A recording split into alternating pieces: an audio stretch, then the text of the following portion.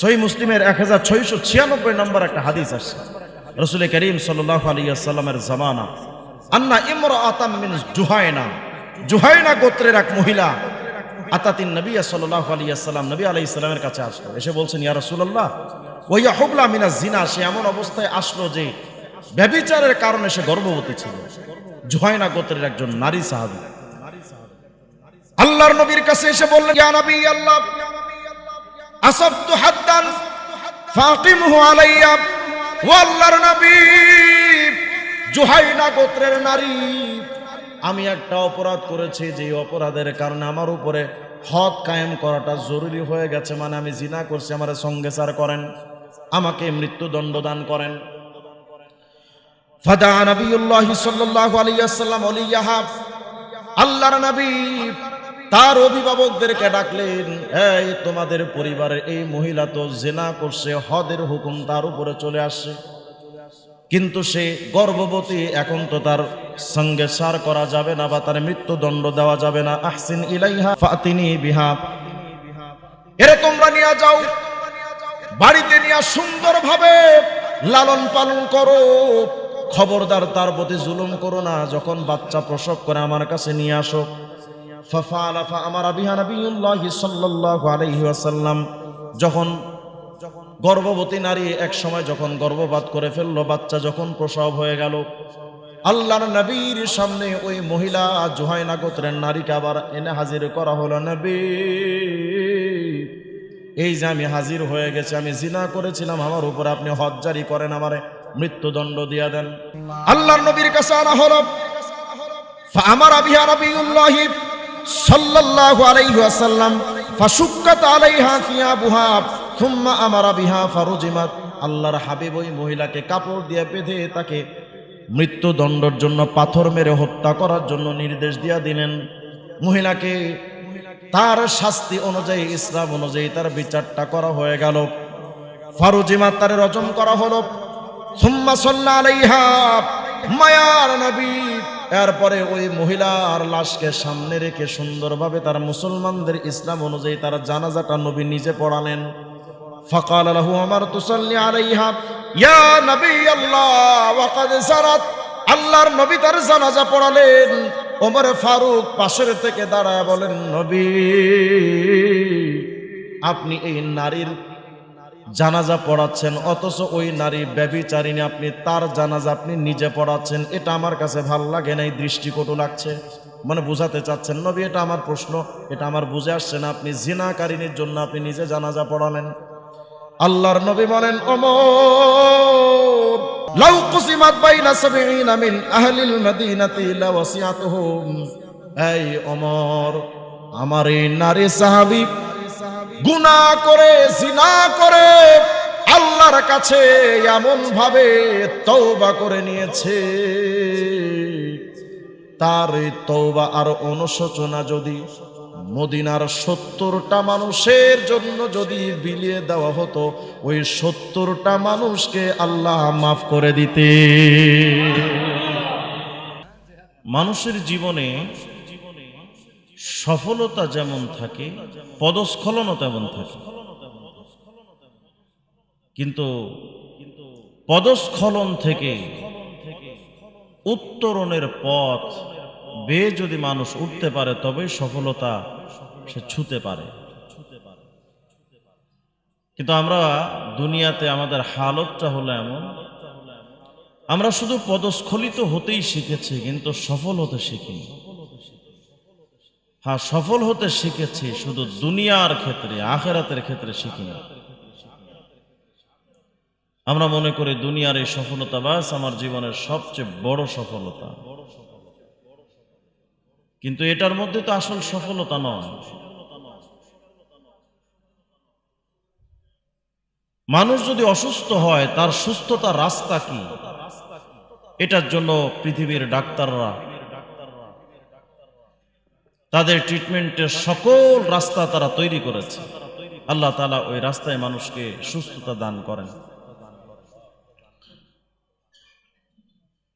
মানুষ কোন পরীক্ষায় যদি ফেল করে, আবার ট্রাই করে, কিভাবে সে উত্তীর্ণ হতে পারে, মানুষ যদি ব্যবসায় ধরা খায় আবার ট্রাই করে যে আমি কিভাবে ঠকেছি, এখান থেকে আবার কিভাবে আমরা জিতটা ধরতে পারি, মানুষ চেষ্টা করে। সকল ক্ষেত্রে আমাদের সব মেহনত আর মুজাহাদা আছে, কিন্তু মানব জীবনে যে আমাদের গুনাহ হয়, এই গুনাহ থেকে বাঁচার কোনো প্রক্রিয়া আমরা অবলম্বন করি না। দেখবেন মানুষ, এই সমাজে অনেক মানুষ আত্মহত্যা করে না। কেন করে? একজন মানুষ আত্মহত্যা ঠিক তখন করে যখন সে তার জীবনের ক্ষেত্রে একেবারে অতিষ্ঠ হয়ে ওঠে। সে মনে করে যে তার এই দুনিয়ার কষ্টের চাইতে তার জাহান্নামের শাস্তি অনেক সহজ, এটা মনে করে। জীবনের সকল মানুষ যখন আঘাত করে, তো মানুষ একসময় অতিষ্ঠ হয়ে মনে করে যে দুনিয়ায় আসমানের নিচে জমিনের উপর আমার আর কেউ নাই, এই জন্য মানুষ আত্মহত্যা করে। কিন্তু মানুষ যদি এটা ভেবে নিত যে মাখলুক কখনো আপন হয় না, খালেককে আপন করতে পারা সবচেয়ে বড় সফলতা, কোন মানুষ আত্মহত্যা করত না। যেমন আল্লাহওয়ালা বুজুর্গ যারা আমাদের আকাবের আসলাফ, তাদের কখনো মাল্টার দ্বীপে বন্দী করা হয়েছে, কখনো তাদেরকে জবাই করে গাছে গাছে ঝুলানো হয়েছে, বিভিন্ন রকমের শাস্তি তাদেরকে প্রদান করা হয়েছে, জেলখানে আবদ্ধ করা হয়েছে, কিন্তু তারা কখনো পেরেশান হন নাই। কারণ তাদের টার্গেটই ছিল আল্লাহকে পাওয়া। তো আল্লাহ তো সবখানে আল্লাহ পাকের মহব্বত রেডি। সুতরাং জেলের বাহিরে থাকলেও আল্লাহ আছে, জেলের ভেতরে থাকলেও আল্লাহ আছে, তাহলে পেরেশানি কোথায়? এই জন্য মোহাম্মদুল হাসান দেওবন্দি, হুসাইন আহমদ মাদানী রাহিমাহুল্লাহদের মতো বড় বড় আকাবের, বড় বড় বুজুর্গানে দ্বীন বিভিন্ন সময় গ্রেফতার হয়েছেন, মাল্টার দ্বীপে তাদেরকে বন্দী করা হয়েছে, কিন্তু তারা পেরেশান হন না। আমাদের সবচেয়ে বড় দুর্বলতা হলো এখানে যে আমরা যদি জীবনে কোনো অতিষ্ঠতা চলে আসে, এটার উত্তরণের পথ কি, এটার সমাধানের পথ কি, এটা না খুঁজে বরং যেই পথ আমাদের জন্য সমাধানের পথ নয়, আমরা সেই পথটা বাছাই করি। যেমন মানুষ ডিপ্রেশনে পড়লে গাঁজা খায়, হয় না? মানুষ ডিপ্রেশনে পড়লে সিগারেট টানে। আচ্ছা বলেন তো, মনের আগুন কি সিগারেট আর গাঁজার আগুন দিয়ে ঠান্ডা করা যায়? তা আরো চলবে। এটা সমাধানের পথ না। মানুষ ডিপ্রেশনে পড়লে মদ খায়, ডিপ্রেশনে পড়লে একদিকে চলে যায়, আত্মহত্যা করে, জাহান্নামের পথ বেছে নেয়। এটা তো আগুনের মধ্যে আরো ঘি ঢালার মতো। এভাবেই শান্তি পাওয়া যায় না। শান্তির রাস্তা কি, আমার অশান্তির কারণ কি, এটা ফাইন্ড আউট করা দরকার। আমার শান্তির রাস্তা কোনটা, ওটাও বের করা দরকার। শান্তির রাস্তা কোনটা, ওটা যতক্ষণ পর্যন্ত বের করতে পারবো না, ততক্ষণ এই অন্তরে শান্তি আনা কোশ্চিন কালেও সম্ভব না। বলবেন হুজুর, শান্তি অশান্তি দেওয়ার মালিক তো আল্লাহ, তো আমার এত পেরেশানি হওয়ার দরকার? আল্লাহকে আপনার গালে তুইলা খাওয়াবেন? আল্লাহ পাক তো আপনাকে খাওয়াবেন তখন আপনি মেহনত করবেন যখন। আল্লাহ দেখবেন যে আপনার চাহিদাটা কখন। দেখেন, এখন তো আমরা রিজিক অন্বেষণের জন্য 24টা ঘন্টা আমরা দৌড়াই, কিন্তু পর্যাপ্ত রিজিক হয়তো অনেক ক্ষেত্রে আমরা পাই না। কিন্তু যখন ছোট্ট ছিলাম আমরা, আমাদের কিন্তু রিজিকের অভাব ছিল না। কথা হয় না? এক বুজুর্গ তাবি তিনি বলেছেন, মিয়া আমাদের কণ্ঠে যতদিন কান্না ছিল আমাদের রিজিকের অভাব ছিল না। যেদিন আমরা কান্না বন্ধ করেছি ওদিন আমাদের রিজিকটা বন্ধ হয়ে গেছে অনেক ক্ষেত্রে। ছোট্টবেলায় যখন ছোট্ট বাচ্চা কান্না দেয়, তো মা অটোমেটিক বুঝে ফেলে যে আমার বাচ্চার ক্ষুধা লেগেছে, রিজিক চলে আসে। কিন্তু আস্তে আস্তে যখন আমরা বড় হই, কান্নাটা যখন বন্ধ করে দেই, তখন আমাদের আশানুরূপ আমাদের ফল আমাদের কাছে ধরা দেয়। এজন্য যে কোনো জিনিসের প্রাপ্তি হওয়ার, যে কোনো জিনিস পাওয়ার তো একটা রাস্তা আছে, সেই রাস্তাটা কোনটা এটা আমরা ফাইন্ড আউট করি না। যেমন অশান্তির রাস্তা কি, শান্তির রাস্তা কোনটা, আমি আপনাদেরকে ছোট্ট একটা হাদিস থেকে আপনাদেরকে একটা মগজ বের করে আপনাদের শোনাই। হাকিম উপমহাদেশের অন্যতম একজন বুজুর্গ আল্লামা রুমিয়ে জামান শাহ হাকিম মোহাম্মদ আখতার কুদ্দিসা সিররু তার কিতাবের মধ্যে লিখেছেন, মিয়া শান্তির রাস্তাটা কোনটা, অশান্তির রাস্তা কি, এটা যদি বুঝতে হয়, বুখারী শরীফের 4849 নম্বর একটা হাদিস দিয়ে তিনি একটা মাসআলা ইস্তেমবাত করেছেন যে দেখো মানুষের জীবনে অশান্তি আসার একটা গুরুত্বপূর্ণ কারণ কি। তিনি একটা হাদিস শোনালেন, কিয়ামতের ময়দানে যখন মানুষকে জাহান্নামে দেওয়া হবে, ইউলকাফ লি জাহান্নাম ইকালু লি জাহান্নাম, জাহান্নামে যখন দেওয়া হবে তখন মানুষ জাহান্নামকে জিজ্ঞেস করা হবে। মনে করেন কিয়ামতে জাহান্নামী গুনাহগারদেরকে জাহান্নামে যখন দেওয়া হবে তো আল্লাহ পাক জাহান্নামকে জিজ্ঞেস করবেন, এই জাহান্নাম হালিম তালাতি, তোমার কি পেট ভরেছে? জাহান্নামের ভিতরে দেওয়া হলো, এই তোমার পেট ভরছে নাকি? না আল্লাহ আমার পেট তো ভরে নাই। হালমিম মাজিদ, আর নাই, থাকলে আরো দেন, আরো দেন, আরো দেন, আমি আরো চাই, আরো চাই। শাহ হাকিম মোহাম্মদ আখতার কুদ্দিসা সিররু বলেছেন, মিয়া তুমি যে মনে করো যে তুমি গুনাহ করবা, কয়দিন পরে ঠিক হয়ে যাবা, গুনাহ করে আবার শান্তিও পেতে চাও, এটা সম্ভব না। উনি এই হাদিসটা দিয়ে একটা মাসআলা ইস্তেমবাত করেছেন। দেখো যেই যুবকরা মনে করে যে আমি 30-40 বছর পার হয়ে গেলে দাড়ি রাখবো, টুপি মাথায় দিব, তাবলিগ জামাতে গিয়ে হুজুর হয়ে যাব, একেবারে ফ্রেশ জিন্দা ওলি হয়ে যাব, যদি এটা মনে করো তাহলে তুমি বোকার স্বর্গে বাস করছো। মনে রেখো এই অন্তরটারে, নফসটাকে গুনাহ দিয়ে কোনোদিন ঠান্ডা করা যায় না। বিষয়টা কি বুঝেন, খুব মনোযোগ দেন। শাহ হাকিম মোহাম্মদ আখতার কুদ্দিসা সিররুহু নওয়ারাল্লাহু মারকাদা তিনি বলছেন, দেখো মিয়া এই যে নফসে আম্মারা, এটার সাথে একটা গভীর নিবিড় সম্পর্ক হলো জাহান্নামের। কার? কেন? মানুষ জাহান্নামে যায় তখন, গুনাহগার হয় যখন। কথা বলেন, গুনাহগার না হলে তো জাহান্নামে যায় না।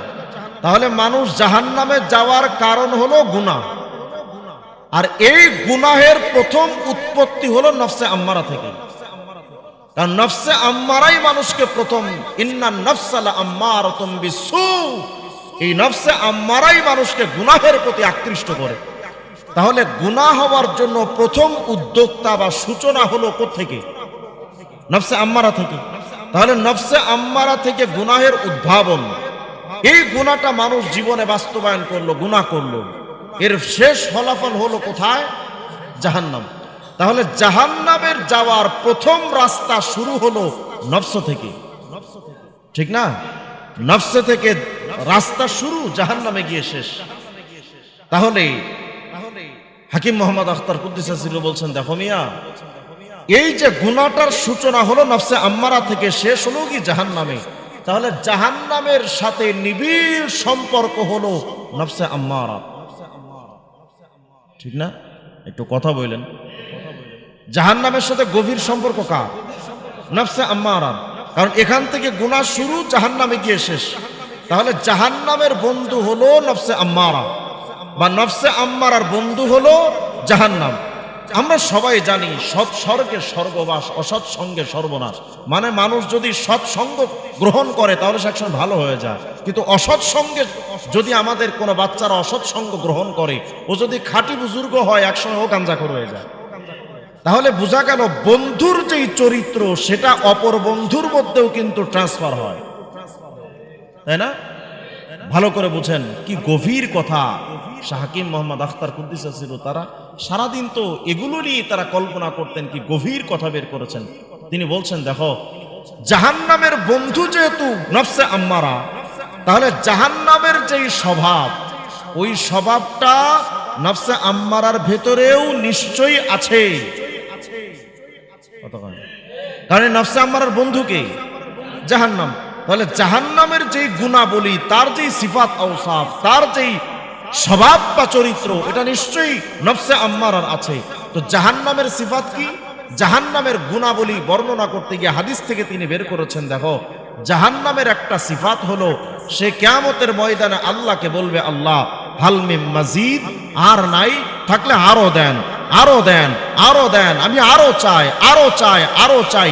এই যে আরো চাই, আরো চাই স্বভাব, এটা দিয়ে শাহ হাকিম মোহাম্মদ আখতার কুদ্দুস সিরহু বলছেন, দেখো জাহান্নামের স্বভাব যেমন আরো দাও আরো দাও, নফসে আম্মারার স্বভাবও তেমন একই, যে তুমি গুনাহ আরো করো আরো করো আরো করো। তুমি যে ভাবছো আজকে জিনা করব কালকে ভালো হয়ে যাব, আজ চুরি করব কালকে ঠিক হয়ে যাব, এটা সম্ভব না। কারণ নফসে জাহান্নামের সাথে যেহেতু নফসে আম্মারার গভীর সম্পর্ক, জাহান্নাম যেমন কিছু জাহান্নামীদেরকে নিয়ে তৃপ্ত হয় না, এই নফসে আম্মারা কিছু গুনাহ দিয়ে তৃপ্ত হবে না। জাহান্নামে যতই জাহান্নামীদের দেওয়া হবে, জাহান্নাম আরো চাইবে। এই নফসে আম্মারাকে গুনাহ যতই দিবেন, নফসে আম্মারা গুনাহ ততই বেশি করতে উদ্বুদ্ধ করবে। অতএব এই নফসে আম্মারাকে গুনাহ দিয়ে কোনোদিন কন্ট্রোল করা যায় না। আরো সহজভাবে বুঝেন, মনে করেন আমরা যখন সারাদিন তো আমরা রোজা থাকলাম, সন্ধ্যার সময় আমরা ইফতারি করি, ইফতারি করার পরে শরীরের মধ্যে একটা সতেজতা ফিরে আসে না? আচ্ছা, যদি কোনো ব্যক্তি এই যে সারাদিন রোজা থাকলো, সন্ধ্যার পরেও খেলো না, পুরো রাত না খেয়ে থাকলো, পরের দিন আবার রোজা থাকলো, এভাবে 3 দিন যদি না খেয়ে থাকে, ও কি বিছনা থেকে উঠতে পারবে? যেহেতু আমরা রোজা থেকে ক্লান্ত হয়ে সন্ধ্যার সময় ইফতারি করলে আবার সতেজতা আমাদের ফিরে আসে, তাহলে বোঝা গেল আমাদের পেটের খোরাক হলো আমাদের খাবার, তাই না? এই খাবার খেলে আমাদের শরীরে সতেজতা আসে। তো নফসে আম্মারার খাবার হলো তো গুনাহ। নফসে আম্মারার খাবার কি? গুনাহ। তাহলে এই গুনাহ নফসে আম্মারাকে যত দিবেন, মানে নফসে আম্মারা বলছে, দেখো আমি তো এখন ক্ষুধার্ত, যাও জিনা করে আসো, যাও চুরি করে আসো, এই মিথ্যা কথা কর, চিটিংবাজি কর, 2 নাম্বারই কর। নফসে আম্মারা আপনাকে বললো যে আমি ক্ষুধার্ত, তুমি এইগুলো করো। তো যখন আমি এগুলো করলাম, তখন এই নফসে আম্মারা দুর্বল হবে না শক্তিশালী হবে? শক্তিশালী হবে। তো নফসে আম্মারা যখন শক্তিশালী হবে, তখন গুনাহ কি কমাতে বলবে নাকি বাড়াতে বলবে? বাড়াতে বলবে, যেহেতু শক্তিশালী হয়ে গেছে। তাহলে এই নফসে আম্মারাকে দমন করার উপায় কি? নফসে আম্মারাকে দমন করার উপায়, ক্ষুধার্ত থাকলে সন্ধ্যার সময় পেটে খাবার দরকার, খায়েন না, না খেয়ে থাকেন, এক সময় দুর্বল হয়ে ক্লান্ত হয়ে যাবেন। নফসে আম্মারা যখন গুনাহ করতে বলবে, আপনি নফসে আম্মারাকে বলবেন, কিরে চান্দু তুই গুনাহ করতে কস, আমি তো গুনাহ দিমু না তোরে, তুই যত গুনাহ করতে বলবি আমি উল্টো পথে হাঁটবো, তুই আমাকে গুনাহ করতে বলবি আমি মালিকের জিকিরের পথে হাঁটবো, গুনাহ ওরে দিয়েন না। এক সময় ও দুর্বল হয়ে পড়বে, ও আর গুনাহ করতে উদ্বুদ্ধ করার শক্তিটাই পাবে না, কারণ তো দুর্বল হয়ে গেছে। সুতরাং যখন আপনি নফসে আম্মারাকে তার চাহিদা মতো যখন জিনিসটা দিবেন না, তখন নফসে আম্মারা দুর্বল হয়ে যাবে। 1 নম্বর কথা। 2 নম্বর কথা হলো, নফসে আম্মারা স্বভাব যেমন আরো চায় আরো চায় আরো চায়। এই পৃথিবীর কিছু মানুষ এমন আছে, অল্প সম্পদে তারা তুষ্ট হয় না। গাড়ি একটা হয়েছে আরেকটা গাড়ির ধান্দা, বাড়ি একটা হলো আরেকটা বাড়ির ধান্দা, এমপি প্রথম তো মেম্বার ছিল, পরে চেয়ারম্যান হওয়ার ধান্দা, কাউন্সিলর ছিল তো এমপি হওয়ার ধান্দা, এমপি থেকে মন্ত্রী হওয়ার ধান্দা, মন্ত্রী হওয়ার পরে এখন মনে মনে ভাবে শুধু বাংলাদেশের মন্ত্রী হইলে তো হবে না, এখন আমেরিকান লাল কুত্তাদের চামচামি অথবা দিল্লির ইন্ডিয়ার গরুর মুখ খাওয়া মোদি দাদাদের চামচামি করে। এরা অল্পতে তুষ্ট হয় না, আরো চায় আরো চায় আরো চায় আরো চায়। ফলাফল কি? এই জাহান্নামের স্বভাব হলো আরো চাই, ফলাফল জাহান্নামে শান্তি নাই। ওই জাহান্নামের কাজ দুনিয়াতে যেই লোকেরা করে, আমার অল্প সম্পত্তিতে হবে না, আরো চায় আরো চায়। জাহান্নামে যেমন শান্তি নাই, অল্পে তুষ্ট না হওয়া ব্যক্তি আরো যারা চায়, অতিরিক্ত যারা চায়, ওরা দুনিয়াতে শিল্পপতি কোটিপতি হলেও ওদের অভাব দূর হয় না, ওদের কপালে শান্তি আসে না, ওরা ট্যাবলেট 10টা খাইলেও ঘুম আসে না। আলহামদুলিল্লাহ সুম্মা আলহামদুলিল্লাহ, যারা আল্লাহর পথে সন্তুষ্ট থাকে, আল্লাহ পাক তাদেরকে এত সুখ দেন। আমি যখন হজের সফরে ছিলাম, সালে ভাই আমরা তো এক রুমে থাকতাম, তো আমি বিছানায় আসতে ঘুমানোর সময় যদি মাথা রেখেছি, বাস 1-2 মিনিটের মধ্যে ঘুম এসে যায়। তো সালে ভাই আমারে কয়, হুজুর আপনাদের কপালে এত শান্তি। আলহামদুলিল্লাহ, আল্লাহ পাকের মহব্বতের মধ্যেই এবং আল্লাহর ফায়সালার মধ্যে সন্তুষ্ট থাকার মধ্যেই শান্তি, অন্য কিছুর মধ্যে শান্তি নেই। আমি হাদিসটা এনেছিলাম শুধু একটা বিষয় বোঝানোর জন্য, ভালো করে বুঝেন। মানুষ জীবনে অশান্তি হয় কেন? জাহান্নামের মধ্যে যেমন শান্তি নাই, কারণ ওই জাহান্নাম তার মূল স্বভাবই তো হলো মানুষকে কষ্ট দেওয়া। ভালো করে বোঝেন, নফসে আম্মারার বন্ধু হলো জাহান্নাম। ওই জাহান্নামের মধ্যে যেমন শান্তি নাই, ওই জাহান্নামের বন্ধু নফসে আম্মারার কথা শুনে আপনি যদি গুনাহ করেন, তাহলে ওই গুনাহের কারণে এই অন্তরে কোশ্চিন কালেও শান্তি আসবে না, কারণ জাহান্নামের কাজের মধ্যে কোনো শান্তির ফায়সালা না। বুঝে আসছে কথা? তাহলে বলেন তো, মানুষের অশান্তির মূল কারণ কি? গুনাহ। মূল কারণ কি? গুনাহ। আবার বলেন, মূল কারণ কি? একথা সূরা তাহার 124 নম্বর আয়াতের মধ্যে আল্লাহ বলছেন, ওয়ামান আরাদা আন যিকরি ফাইন্না লাহু মাঈশাতান দাকা। আল্লাহ রাব্বুল আলামিন বলেন, দুনিয়ার কোন বান্দা যদি আমি আল্লাহর বিধান থেকে যদি বিমুখ হয়ে যায়, আমি আল্লাহর বিধান যদি অমান্য করে ভিন্ন দিকে ভিন্ন কোন মত পথ যদি আমার কোন বান্দারা গ্রহণ করে, আল্লাহ পাক বলেন ফা ইন্না লাহু মাঈশাতান যাকা। আল্লাহ বলেন আমি তার জীবনটারে নরক বানিয়ে ছাড়ব। এ ঘোষণা কার? তাহলে আপনি যদি চান ডিপ্রেশনে থেকে সিগারেট টাইনা গাঞ্জা খায়া মদ খায়া আপনি শান্তি পাবেন, এটা কোশ্চেন কালেও সম্ভব না। যদি মনে করেন যে ডিপ্রেশনে থেকে আত্মহত্যা করে শান্তি পাবেন, এটা সম্ভব না। তোর মরলেও কপালে শান্তি আসবে না। তাহলে এই পথ থেকে উত্তরণের, এই বিষয় থেকে আমাদের উত্তরণের পথ কি? আমরা শান্তির রাস্তা পাবো কোথায়? এ কথাও এই হাদিসের মধ্যে আসে। সুবহানাল্লাহ বলেন না?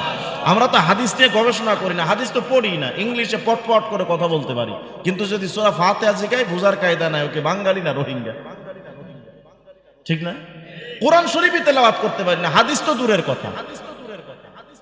দেখেন এই হাদিসের মধ্যে কি গভীর কথা বের করেছেন শাহ হাকিম মোহাম্মদ আখতার কুদ্দিসা সিররু। আল্লাহ তাআলা হযরতের কবরটাকে জান্নাতুল ফিরদাউসের টুকরা বানায় দেন।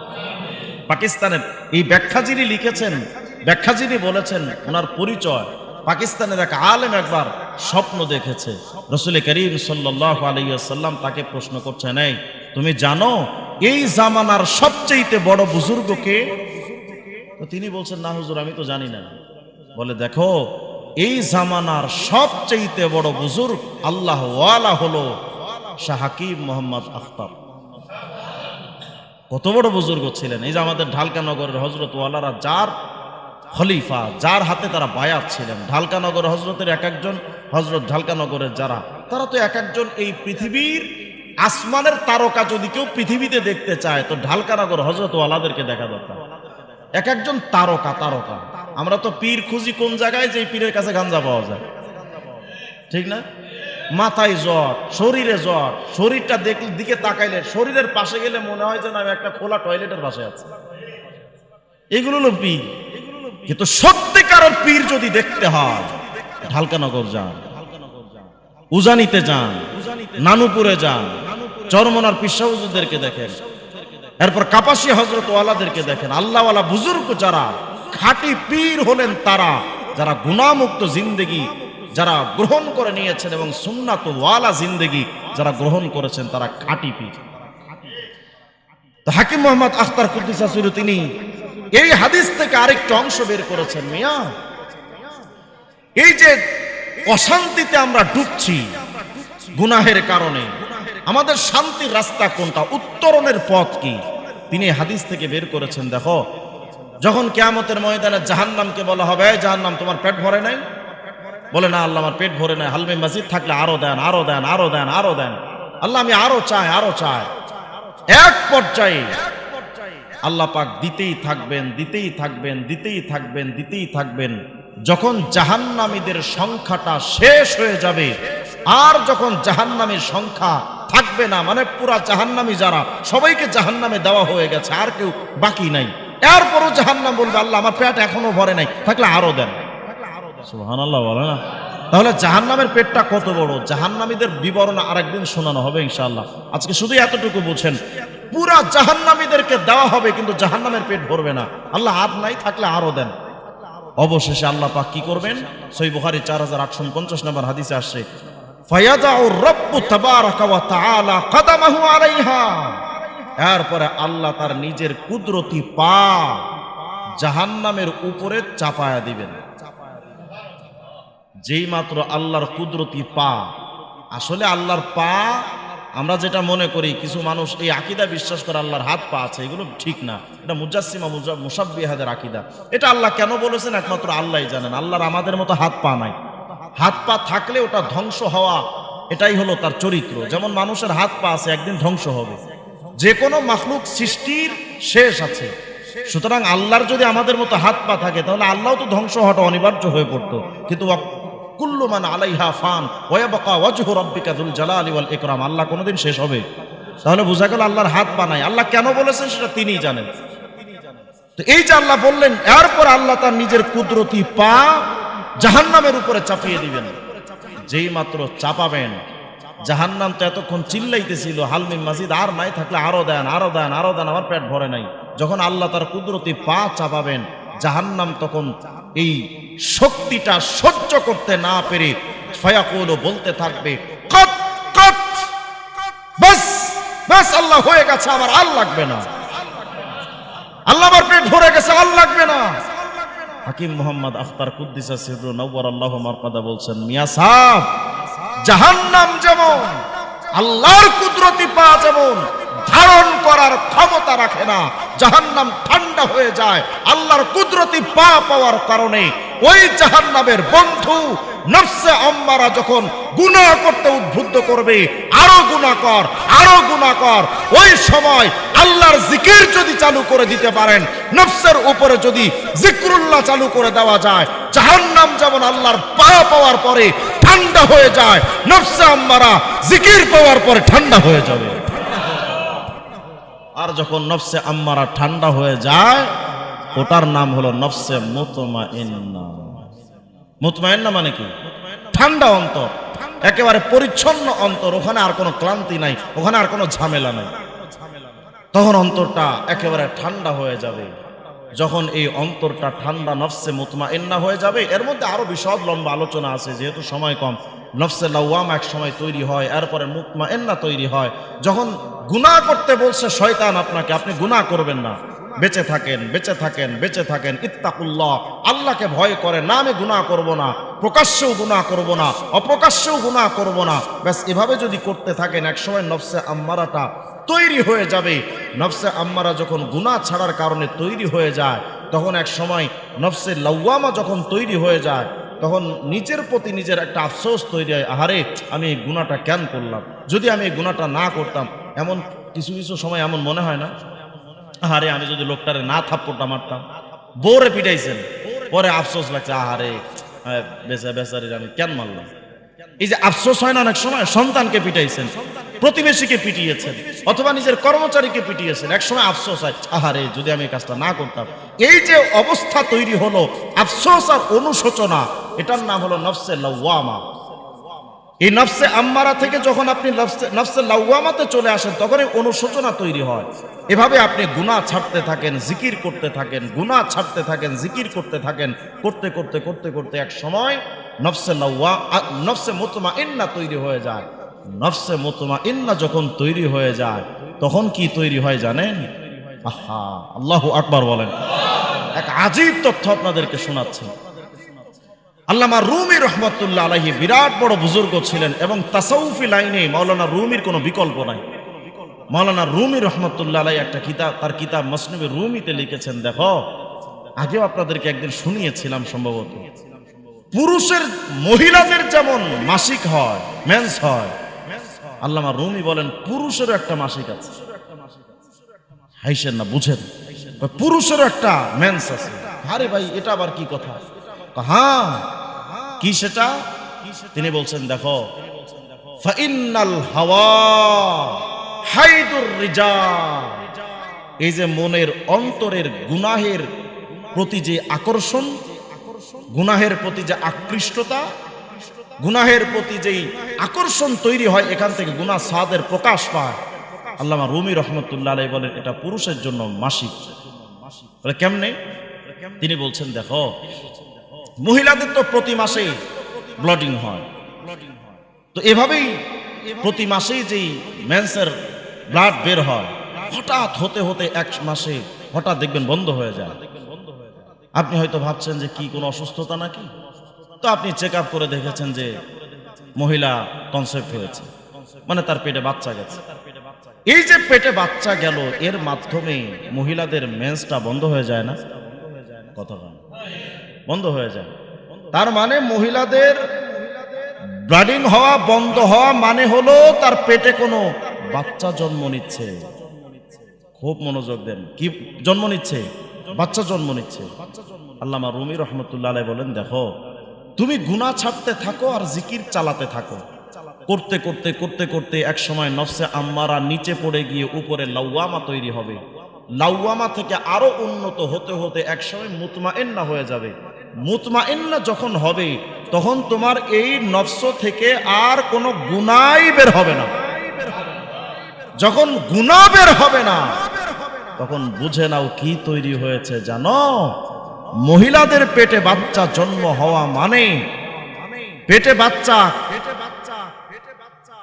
ধারণ করার অর্থ যেমন রক্ত বন্ধ হয়ে যাওয়া, অর্থাৎ রক্ত বন্ধ হওয়া মানে যেমন মহিলার পেটে বাচ্চা জন্ম নিচ্ছে, তোমার নফসে আম্মারা থেকে গুনাহ বন্ধ হওয়া মানে তোমার নফসে আল্লাহর নূর পয়দা হয়ে গেছে। এজন্য গুনাহ ছাড়তে থাকেন, জিকির চালাতে থাকেন, এক সময় নফসে আম্মারা থেকে নফসে মুতমাইন্না হয়ে যাবে। হলে কি হবে? আল্লাহ রাব্বুল আলামিন বলেন, শোনো, তোমার অন্তরে যখন নফসে আম্মারা নিচে পড়ে গিয়া যখন লাওয়ামা তৈরি হয়ে যায়, এরপরে যখন নফসে মুতমাইন্না তৈরি হয়ে যাবে, এভাবেই তোমার পুরা জিন্দেগি যখন তুমি চালাইতে থাকবা বান্দা, এক সময় তোমার তো মৃত্যুর সময় যখন ঘনিয়ে আসবে, যখন তোমার সামনে মালাকুল মউত আজরাইল যখন তোমার দুয়ারে হাজির হয়ে তোমার জানটা কবজ করতে আসবে, তখন মালাকুল মউত তোমার জানটা কিভাবে কবজ করবে জানো? নফসে মুতমাইন্নার কাছে মালাকুল মউত এসে বলবে, এই ইয়া আইয়াতুহান নফসুল মুতমাইন্না, এই নফসে মুতমাইন্না। অন্যদেরকে তো আল্লাহ ফেরেশতারা এসে তাদেরকে এমন ভাবে টান দিবে, প্রত্যেকটা শিরা উপশিরা রক ছিঁড়ে টুকরো টুকরো হয়ে যাবে, কিন্তু নফসে মুতমাইন্নাকে বলবেন, এই আমি তোমারে বাইর করব না, তুমি নিজে নিজে বের হয়ে যাও। ইয়া আইয়াতুহান নফসুল মুতমাইন্না ইরজিই, চলো, আমি তোমারে ধাক্কা দিব না, তোমাকে ফেকে দিব না, তুমি নিজে নিজেই চলো। কোথায়?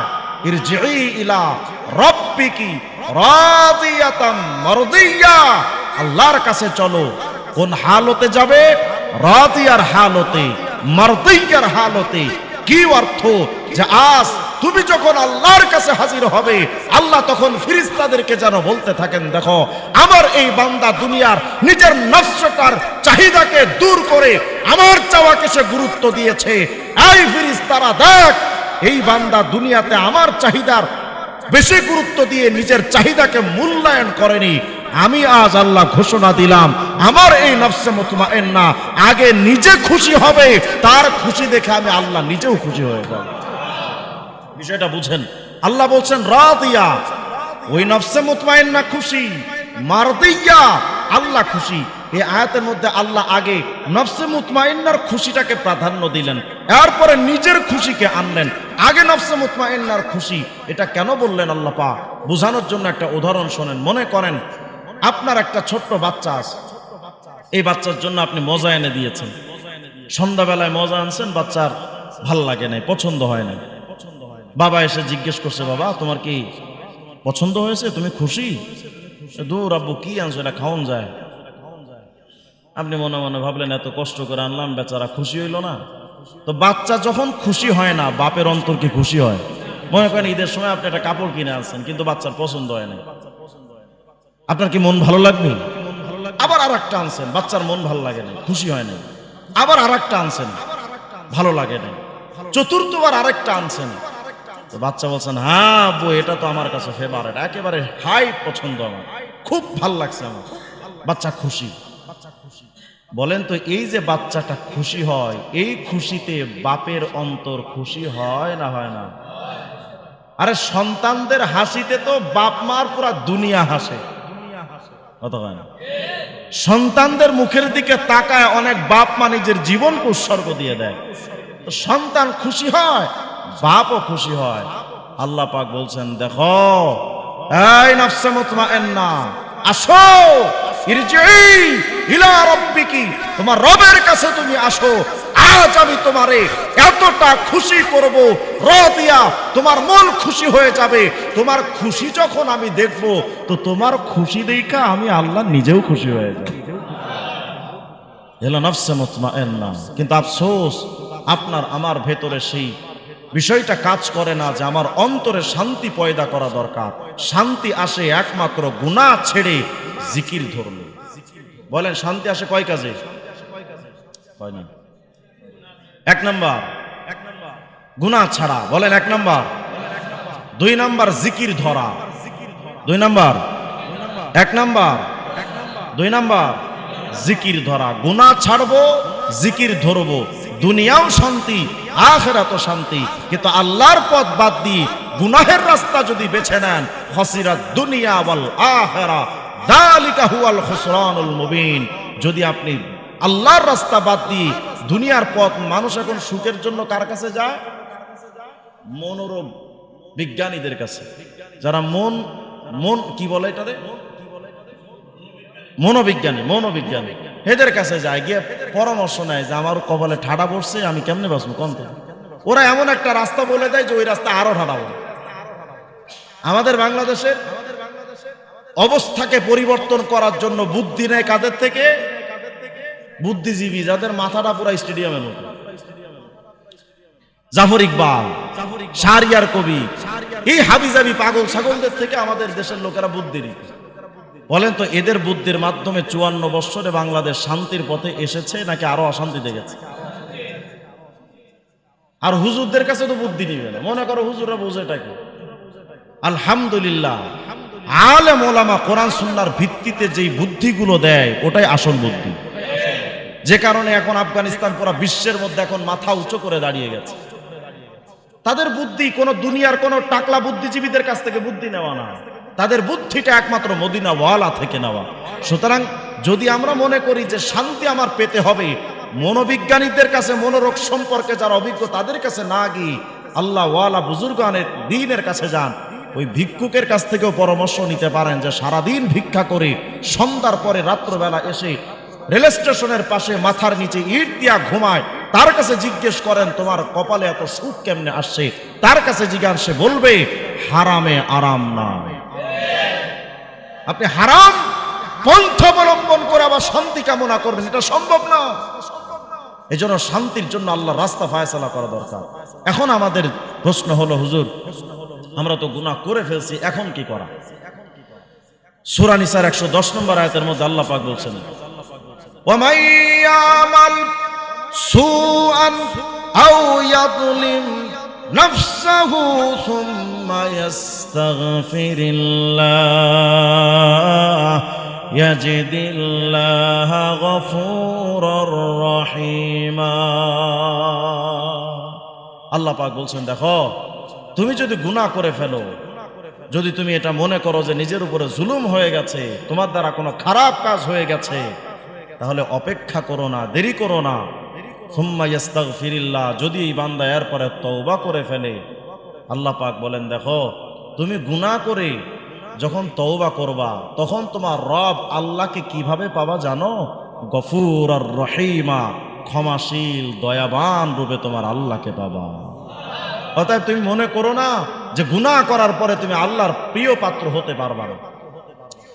জামিউল উলুম আল হিকাম খণ্ড 2 400 নম্বর পৃষ্ঠার মধ্যে একটা হাদিস আসছে। আচ্ছা, সহিহ মুসলিমের 1696 নম্বর একটা হাদিস আসছে।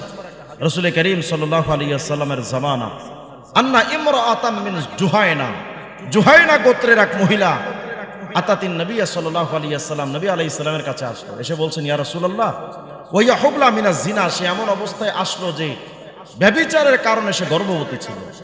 জুহাইনা গোত্রের একজন নারী সাহাবী। আল্লাহর নবীর কাছে এসে বললেন, ইয়া রাসূলুল্লাহ, ইয়া নবী আল্লাহ, আসাবতু হাদ্দান ফাকিমহু আলাইয়া। ও আল্লাহর নবী, জুহাইনা গোত্রের নারী, আমি একটা অপরাধ করেছি, যে অপরাধের কারণে আমার উপরে হদ কায়েম করাটা জরুরি হয়ে গেছে, মানে আমি জিনা করছি, আমার সঙ্গে সার করেন, আমাকে মৃত্যুদণ্ড দান করেন।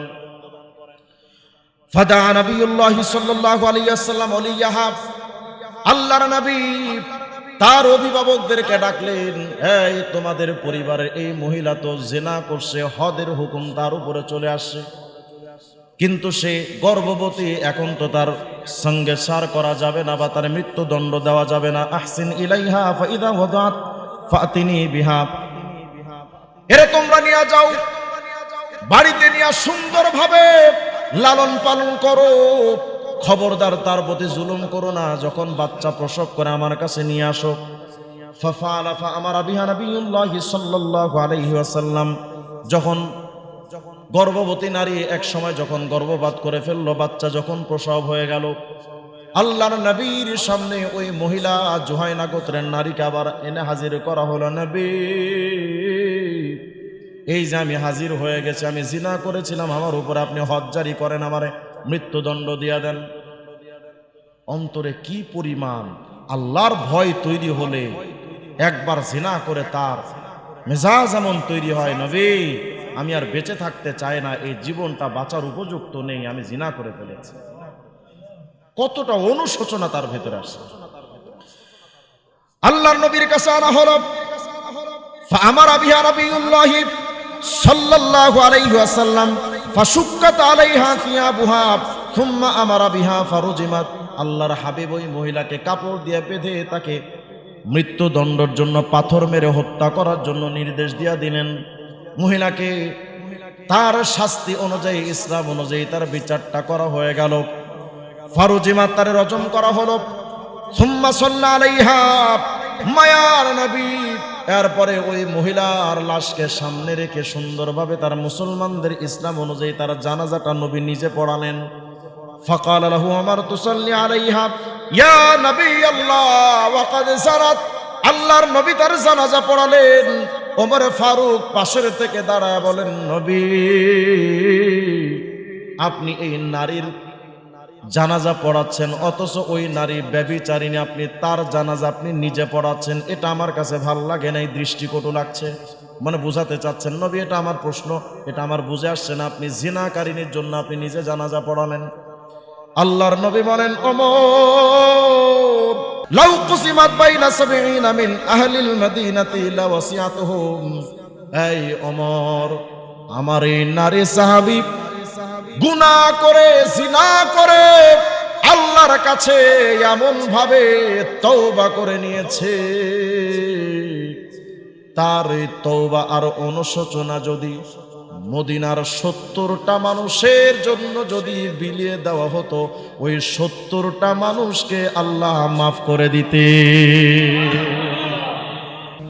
ওমর, এর চাইতে বড় তওবাটা আর কি? ওয়া হাল ওয়াজাদতা তাওবাতান আফজালা মিন আন জাদাত বিনাফসিহা লিল্লাহি তাআলা, নিজের জীবনকে উৎসর্গ করতে প্রস্তুত হয়, এর চাইতে বড় তওবার নমুনার কি হতে পারে ওমর? এজন্য আমার ভাইরা, এই মাহে রমাদান নাজাতের মাস, রহমতের মাস, মাগফিরাতের মাস। মাগফিরাত শেষ করে ফেলেছি অধ্যায়, জানি না আমাদের এখনো মাগফিরাত হয়েছে কিনা। নাজাতের অধ্যায় চলছে। হুজুর বললেন, দেখো মাহে রমাদান পেলে কিন্তু গুনাহমুক্ত করতে পারলে না নিজের জীবনটারে, তাহলে মনে রেখো তুমি ধ্বংস অনিবার্য তোমার জন্য।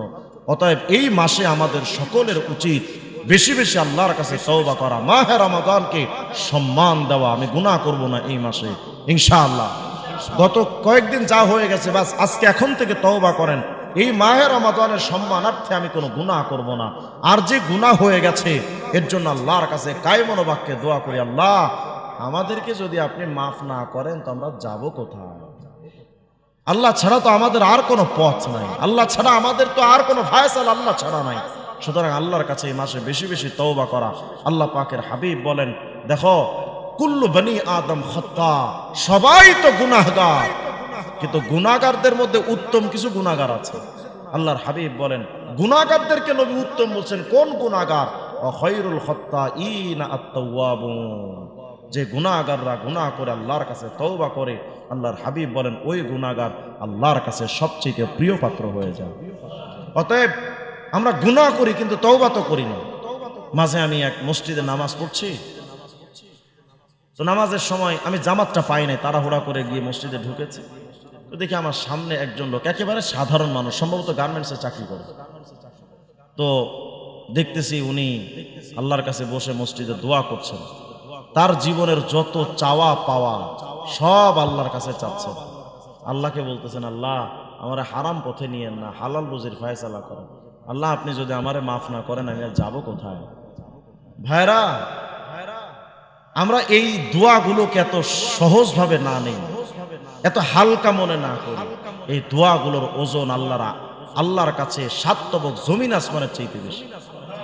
এই দোয়াগুলোর শক্তি আল্লাহর কাছে আছে। অতএব এই বাকি যে কয়েকটা দিন আমাদের সামনে আছে, একটু বেশি বেশি তওবা করা, ইস্তেগফার করা যাবে না ইনশাআল্লাহ? একটু সবসময় আস্তাগফিরুল্লাহ আস্তাগফিরুল্লাহ। যদি এটা আরবি বলতে নাও পারেন, আল্লাহকে বলেন, আল্লাহ আপনি আমারে মাফ করে দেন, আল্লাহ আমারে মাফ করে দেন, আল্লাহ আমারে মাফ করে দেন। একটা অভ্যাস তৈরি করেন। আল্লাহ রাব্বুল আলামিন যেন আমাদের সবাইকে তওবা ওয়ালা জিন্দেগি দান করেন। ওয়া আখিরু দাওয়ানা আলহামদুলিল্লাহি রাব্বিল আলামিন। সুন্নাত